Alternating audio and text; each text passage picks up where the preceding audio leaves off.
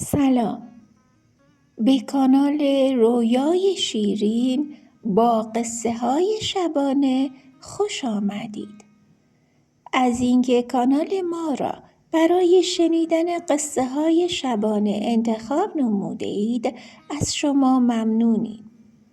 امیدواریم بتوانیم کمی از استرس و دغدغه های روزتان را کاهش دهیم. شما نیز با لایک و کامنت های زیبایتان ما را در ادامه این مسیر همراهی نمایید. لطفاً زنگوله را فعال کنید تا داستان های دیگری از این مجموعه را از دست ندهید. این شما و این هم شاهزاده ابراهیم و دختر خونریز. در روزگاران قدیم پادشاهی بود که هرچه زن به عقد خویش در می آورد از او فرزندی به دنیا نمی آمد و او همچنان در اندوه به سر می برد. تا اینکه روزی آینه خود را برداشت و نگاهی در آن افکند. لحظه‌ای در جا میخکوب شد. دید که ای وای بر من، موهای سرش سپید شده و صورتش پر از چین و چروک گشته است. آهی عمیق کشید و رو به وزیرش کرد و گفت: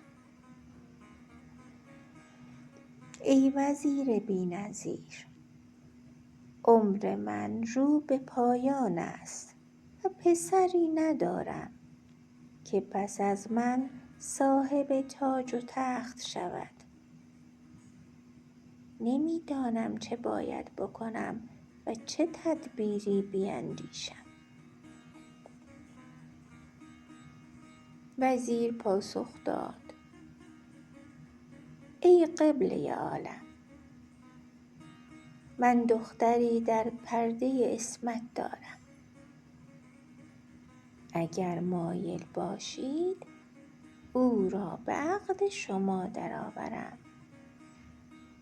شما نیز نذر و نیاز کنید تا شاید لطف و کرم خداوند شامل حالتان شود و فرزندی نصیبتان گردد. پادشاه به سخن وزیر عمل کرد و دختر او را به همسری گرفت. پس از 1 سال خداوند بزرگ پسری به ایشان عطا کرد که نامش را شاهزاده ابراهیم نهادند. شاهزاده ابراهیم را به مکتب فرستادند و پس از آن او را به فنون تیراندازی و اسب سواری و مهارت‌های رزمی گماشتند تا بیاموزد. شاهزاده ابراهیم در معیت آموزش‌های پدر و استادان خود تیراندازی ماهر و اسب سواری قهار گردید و علاوه بر اینها در سایه هوش ذاتی به علوم بسیاری نیز دست پیدا کرد و جوانی رشید و رعنا گردید. یک روز شاهزاده ابراهیم به پدرش گفت: پدر جان، اگر اجازه فرمایید من عزم شکار به دشت و کوه را دارم. پادشاه که اصرار فرزند را دید با رفتن او موافقت کرد.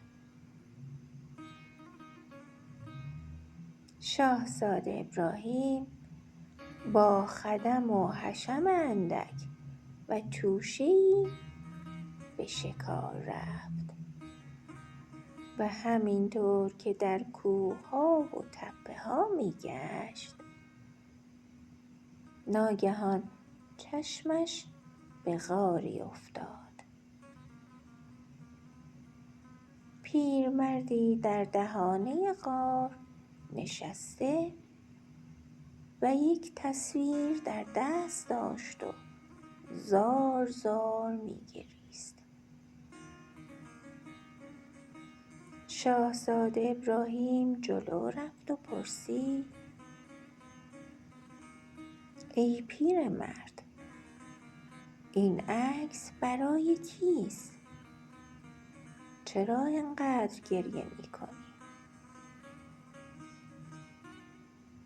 پیرمرد گفت: ای جوان، دست از دلم بردار که حکایتی است پر از بدبختی.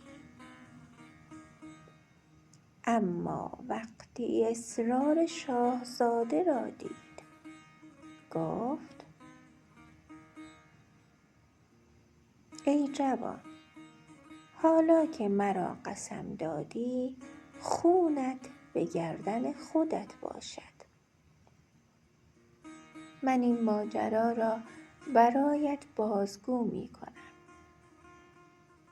این تصویر که می بینی عکس دختر خونریز است که همه عاشق او هستند، اما او هرگز کسی را به همسری نمیپذیرد و هم کس هم که به خواستگاریش برود او را به قتل میرساند. او پسر مرا نیز به قتل رسانده و اکنون من در طلب انتقام هستم، ولی نه قدرتی دارم و نه راه به جایی. او دختر پادشاه چین است.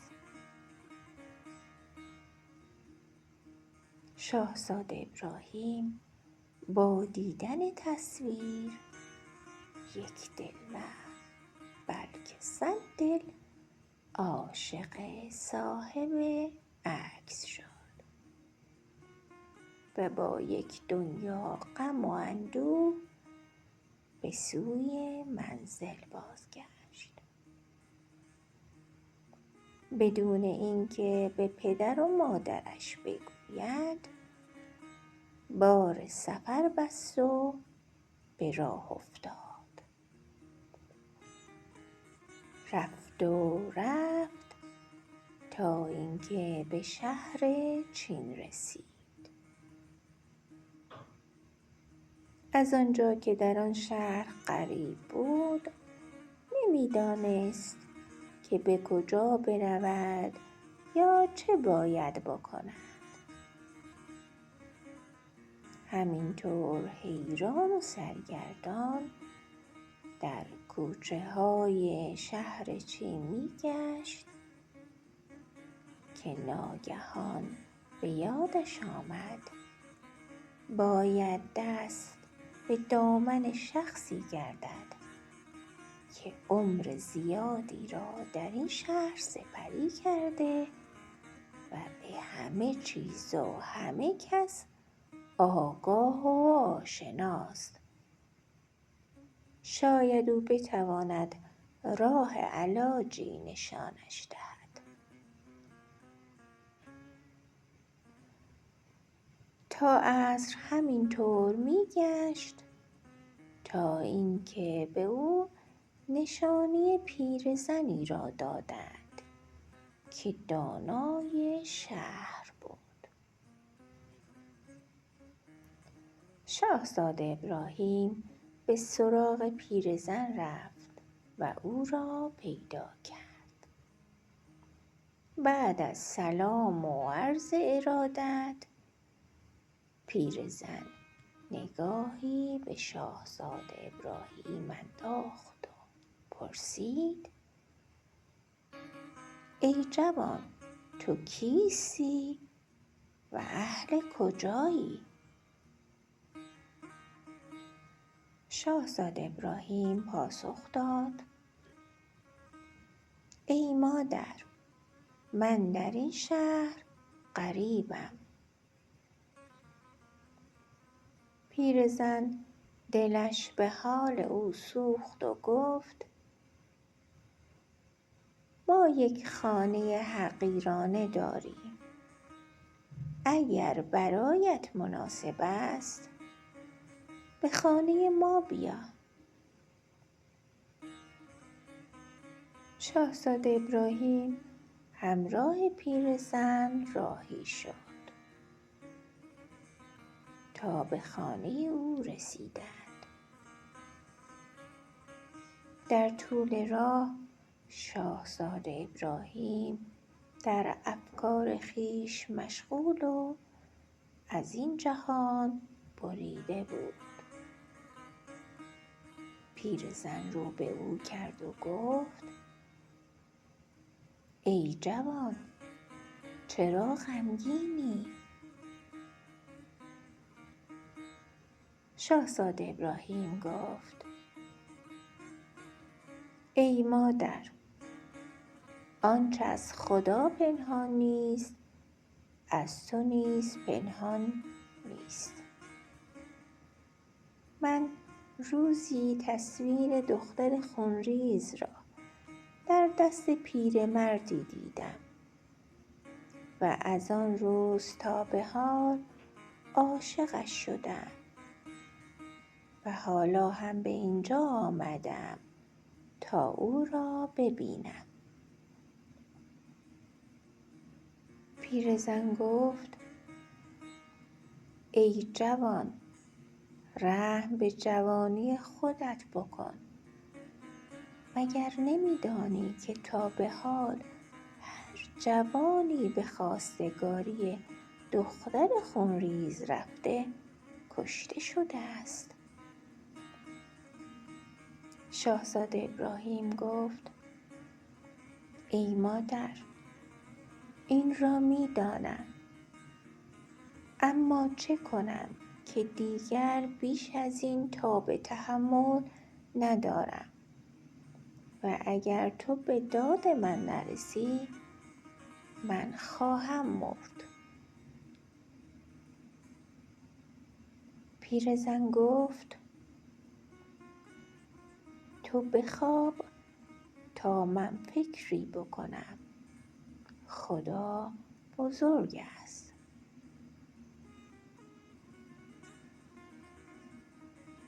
صبح که شد، شاهزاده ابراهیم مشتی جواهر به پیرزن داد.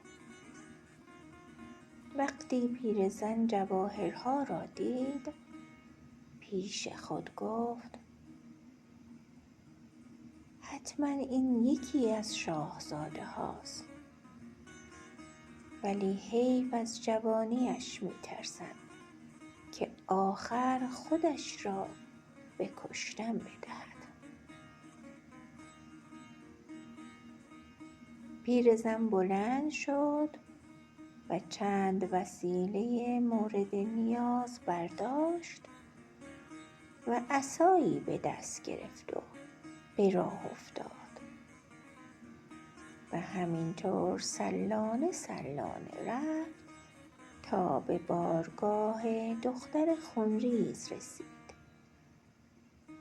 و آهسته در زد. دختر یکی از کنیزها را فرستاد تا ببیند که کیست. کنیز رفت و برگشت و اعلام کرد که یک پیرزن آمده. دختر به کنیز گفت: برو پیرزن را به بارگاه من بیاور. پیرزن همراه کنیز داخل بارگاه شد و سلام کرد و نشست. دختر گفت ای پیرزن، از کجا میایی؟ پیرزن دانا گفت دخترم، من از شهری دور میآیم و مسافر هستم و راهم را گم کردم تا اینکه گذارم به در این خانه افتاد. پیرزن سر صحبت را باز کرد و در آخر از دختر خونریز پرسید دخترم، شما به این زیبایی و به این کمال و معرفت چرا شوهر نمی کنید؟ دیگ غضب دختر به جوش آمد و بر سر پیرزن داد زد. پیرزن از ترس از هوش رفت. پس از مدتی که به هوش آمد، دختر دلش به حال او سوخت و برای دلجویی گفت ای مادر، در این کار سری هست.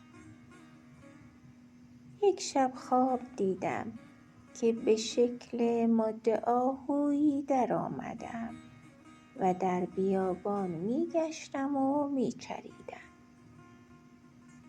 ناگهان آهویی پیدا شد که او نر بود. آمد و پهلوی من و با من رفیق شد. همینطور که می چریدیم پای آهوی نر در سوراخ موشی رفت و هرچه کرد که پایش را از سوراخ بیرون بکشد نتوانست. من یک فرسخ راه رفتم و آب در دهانم کردم و آوردم و در سوراخ موش ریختم تا اینکه او پایش را بیرون بکشد. دوباره به راه افتادیم و این بار پای من در سوراخ رفت و گیر کرد. آهوی نر عقب آب رفت و دیگر برنگشت. یک مرتبه از خواب پریدم و از همان موقع با خودم عهد کردم که هرچه مرد به خواستگاریم آمد او را بکشم، چون دانستم که مردان بی وفایند. پیرزن که این حکایت را از دختر شنید و به راز دختر خونریز پی برد، به بهانه اینکه کار دارد و باید راه بیفتد و به شهر خود برگردد، بلند شد و خداحافظی کرد و رفت. چون به منزل رسید جوان را در فکر دید. گفت ای جوان، قصه دختر را شنیدم و تو هم غصه نخور که من یک راه نجاتی پیدا کردم. پیرزن تمام سرگذشت را برای شاهزاده ابراهیم گفت. پیرزن گفت باید حمامی درست کنی و دستور بدهی در رختکن حمام تصویر 2 آهو، یکی نر یکی هم ماده بکشند که دارند میچرند. در مرحله دوم شکل آن دوتا آهو را بکشند که پای آهوی نر در سوراخ موشی رفته و آهوی ماده آب آورده و در سوراخ ریخته. در قسمت سوم نقشی بکشند که پای آهوی ماده در سوراخ رفته و آهوی نر هم برای آوردن آب به سر چشمه رفته و صیاد او را با تیر زده است. و وقتی حمام درست شد، خواه ناخواه آوازه حمام در شهر میپیچد و دختر برای دیدن آن خواهد آمد و این نقاشی ها را خواهد دید. شاهزاده ابراهیم از همان روز دستور داد تا آن حمام را درست کنند. 1-2 ماهی طول کشید تا حمام درست شد. این خبر در شهر چین افتاد که شخصی از بلاد ایران آمده و یک حمام درست کرده که در تمام دنیا لنگش نیست. چون دختر خونریز آوازه حمام را شنید، گفت باید بروم و این حمام را ببینم. به دستور دختر در کوچه و بازار جار زدند که هیچ کس در راه نباشد که دختر خونریز می‌خواهد به حمام برود. دختر به حمام رفت و آن نقاشی ها را دید. یک باره آهی کشید و در دلش گفت ای وای بر من، آهوی نر تقصیری نداشته. و در دل نیت کرد که دیگر کسی را نکشد و بگردد و جفت خودش را پیدا کند. از آن طرف پیرزن برای شاهزاده ابراهیم گفت که امروز دختر به حمام می آید. تو 1 دست لباس سفید می پوشی و به بارگاه دختر می روی و می گویی ای وای آهوی من ای وای، و این جمله را 3 مرتبه تکرار می کنی و فرار می کنی که کسی دستگیرت نکند. روز دوم 1 دست لباس سبز می پوشی و باز به بارگاه می روی و همان جمله را 3 بار تکرار می کنی و فرار می کنی. روز سوم 1 دست لباس سرخ می پوشی و باز می روی و همان جمله را می گویی، ولی این بار فرار نمی کنی تا تو را بگیرند. وقتی تو را گرفتند و پیش دختر بردند، دختر از تو می پرسد که چرا چنین کردی؟ و تو هم بگو 1 شب خواب دیدم که با آهوی ماده‌ای رفیق شده و به چرا رفتیم. پای من در سوراخ موشی رفت. آهوی ماده 1 فرسخ راه رفت و آب آورد و مرا نجات داد. طولی نکشید که پای آهوی ماده در سوراخی رفت و من که رفتم آب بیاورم، صیاد مرا با تیر زد. 1 مرتبه از خواب بیدار شدم. حالا چند سال است که شهر به شهر، دیار به دیار به دنبال جفت خودم می‌گردم.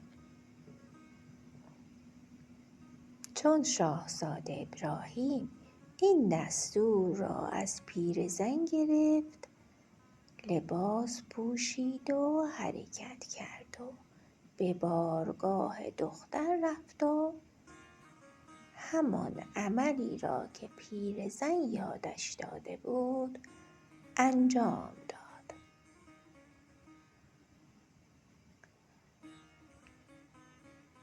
دختر به غلام‌ها گفت: این بچه درویش را بگیرید.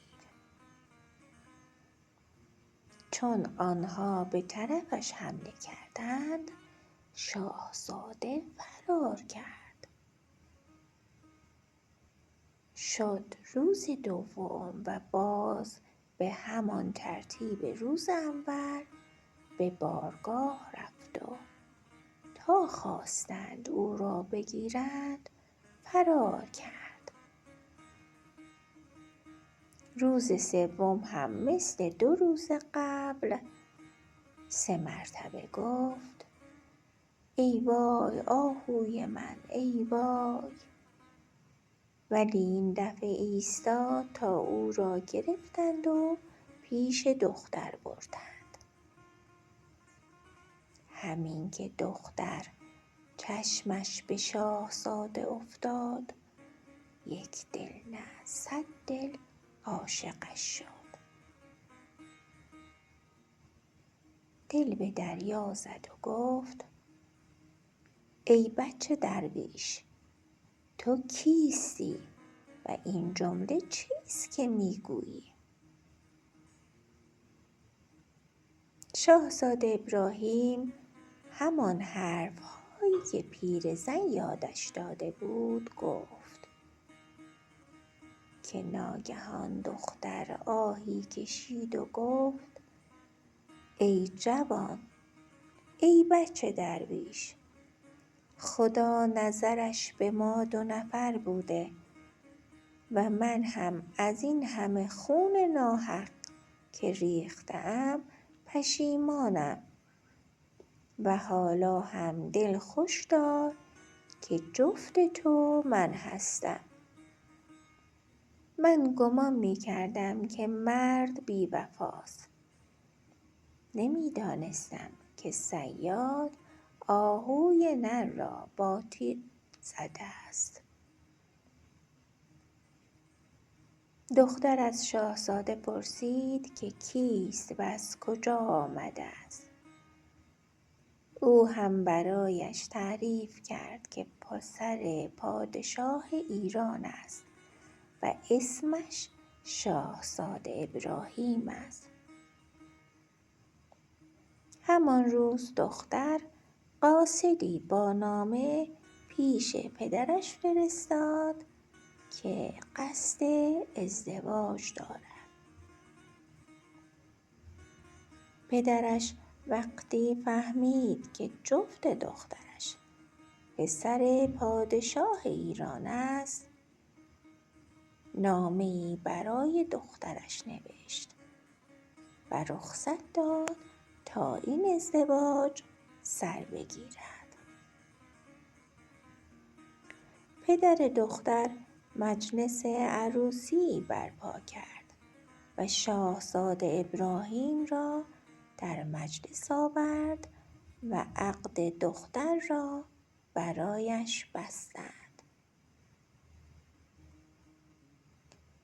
از آن طرف پدر شاهزاده ابراهیم دستور داد تا تمام شهرها و دیارها را به دنبال شاهزاده ابراهیم بگردند.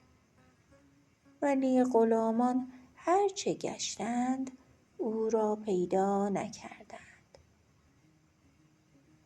از این رو پدر شاهزاده ابراهیم چون تنها یک پسر داشت، لباس قلندری پوشید و شهر به شهر و دیار به دیار به دنبال پسرش گشت. در آن روزی که عروسی شاهزاده ابراهیم با دختر خونریز بود، پدر شاهزاده با آن لباس قلندری به شهر چین رسید.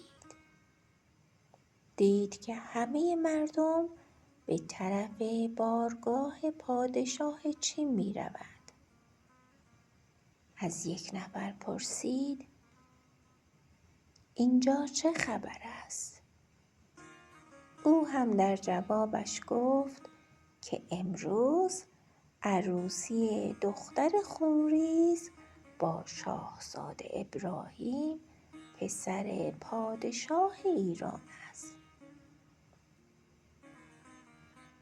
چون شاه اسم پسرش را شنید، به همراه مردم به بارگاه رفت.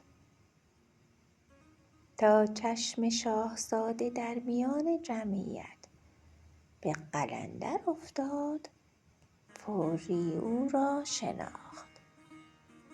جلو دوید و پدرش را در بغل گرفت و بوسید.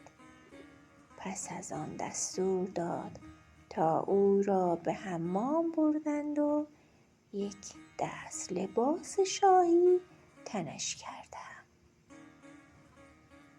شاهزاده ابراهیم او را پهلوی پدر دختر برد و به او گفت که این پدر من است و هر دو شاه همدیگر را در بغل گرفتند.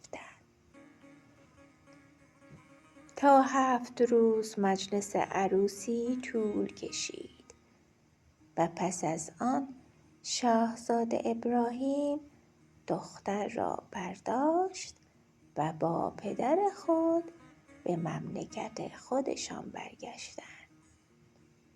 و چون پادشاه هم پیر شده بود، شاهزاده را بر تخت نشاند و دستور داد تا سکه به نامش زدند و آن دو به شادی و خوشی تا سالیان سال در کنار همدیگر زندگی کردند.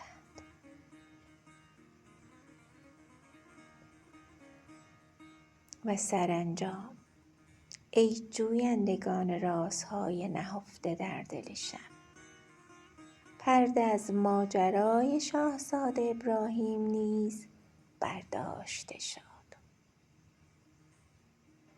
شاید ابراهیم در مواجهه با پیرزن راهی برای عبور از سد دهشتناک دختر خونریز یافت، یا شاید نیز عشق نیرویی بود که او را بر ترس چیره ساخت تا سرنوشت نامعلومی را پذیرا شود.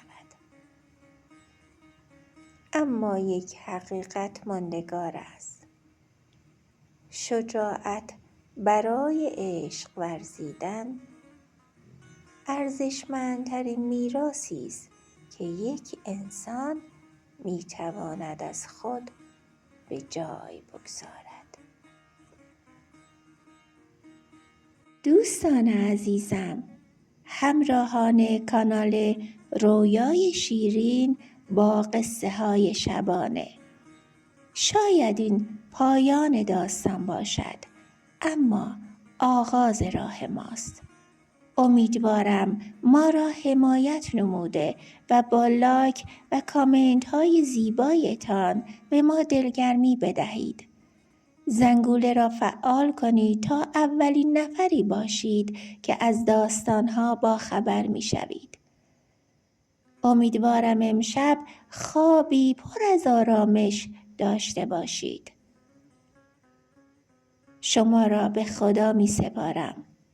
بمانید با کانال رویای شیرین با قصه های شبانه.